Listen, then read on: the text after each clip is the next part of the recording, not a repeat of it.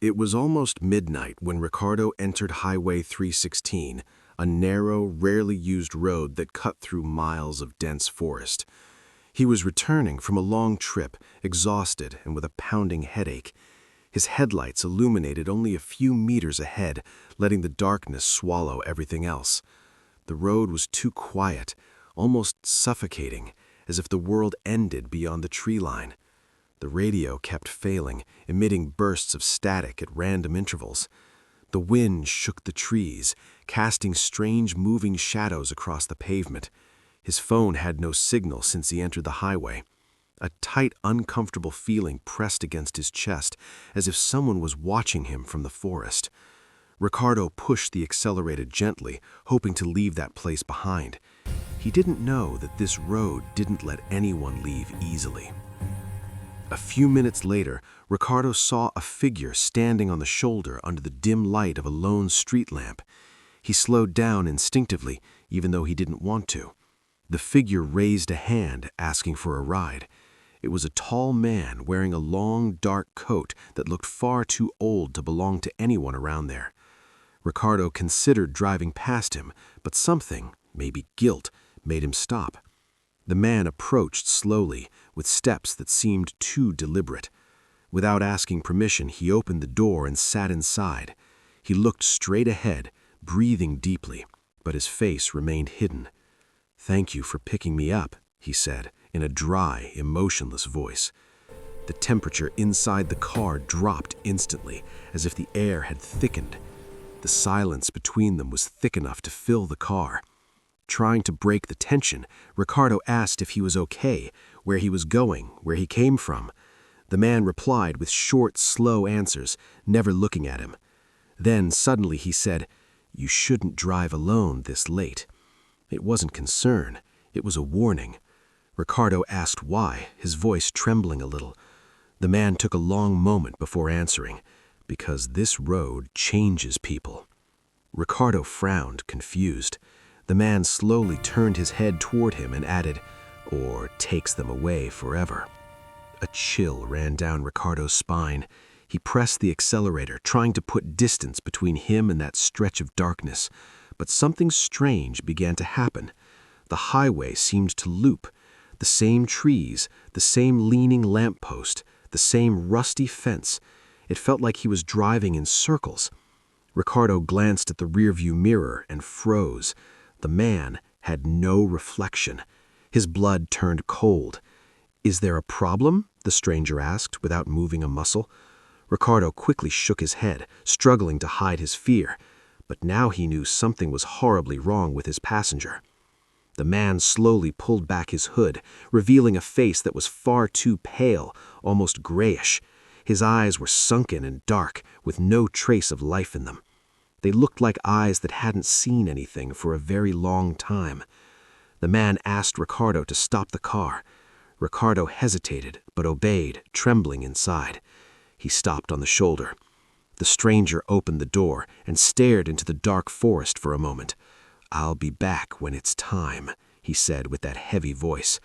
Then he walked into the woods without looking back. Ricardo took a deep breath, put the car in gear, and sped away as fast as he could.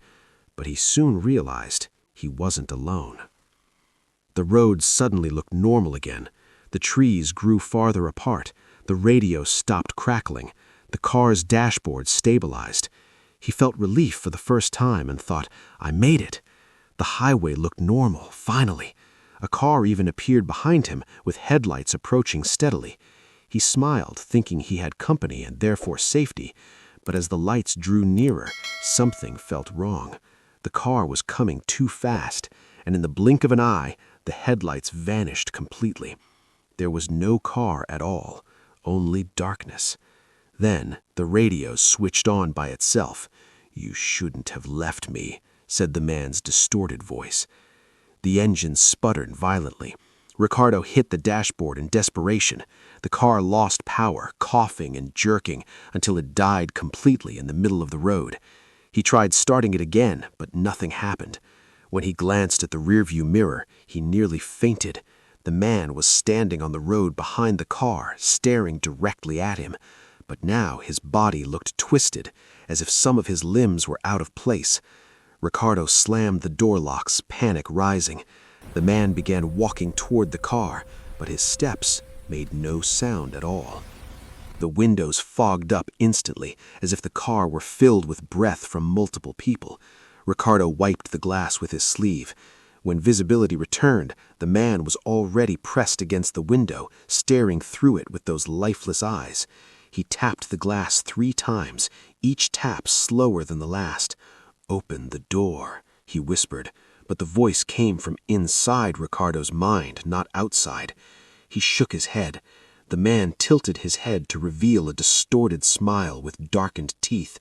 "You forgot the way back," he murmured. Ricardo tried to remember the road before entering, but everything was a blur. His mind felt erased.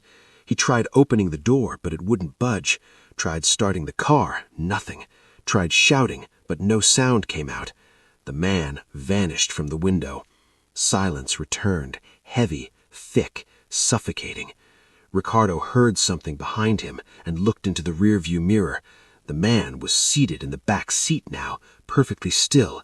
His gaze locked onto Ricardo's reflection. "Now you owe me a ride," he said without moving his lips. Ricardo tried tricking the man, saying he would drive him back, but he needed to start the engine first. The man remained silent, as if studying every breath Ricardo took. He turned the key slowly, trying to stay calm. The engine sputtered once, then died again. The man placed a cold hand on Ricardo's shoulder. "The road decides who leaves," he said. The touch was so cold it felt like burning. In desperation, Ricardo slammed the door open and fell out of the car. He rolled along the pavement and ran without looking back. Ricardo ran as fast as he could. The man kept appearing and disappearing a few meters behind him, as if bending space itself. The road twisted unnaturally, creating new curves, giant trees, and moving shadows. Distant lights flickered like watching eyes.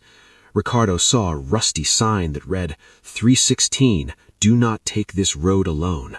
Behind it, scratched in by hand, another message, "He always returns for those who run." Ricardo screamed for help, though he knew no one could hear him out there. He considered running into the woods, but the darkness was so dense it looked solid. The road seemed to close around him like it had a will of its own. The man appeared again a few meters ahead, extending his hand. "There is only one way out," he said. Trembling, Ricardo asked, "What way?" The man replied, "Take me back to the beginning." And Ricardo realized the start of the highway had somehow moved closer, folding in on itself. Ricardo decided to risk everything. He ran back to the car, not even knowing if the engine would work. He jumped inside, locked the doors, and took a deep breath. He turned the key once, nothing. Turned it again, nothing. Turned it a third time, and the engine roared back to life.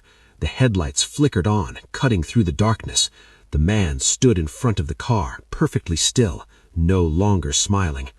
Ricardo slammed his foot on the accelerator and swerved away just in time. The road began to brighten. The trees opened. The darkness stayed behind him. Ricardo finally exited Highway 316 and entered the main road.